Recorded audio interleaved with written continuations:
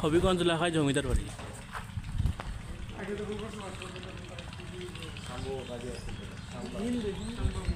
এটা হিন্দু বাড়ি আছে,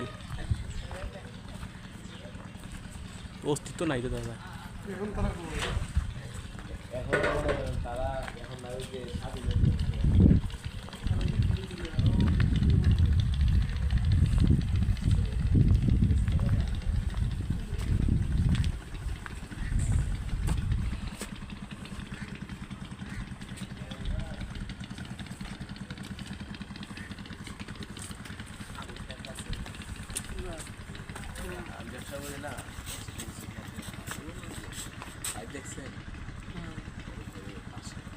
এটা বয়স হতইব সংগ্রামের পরে এটা বয়সেও প্রায়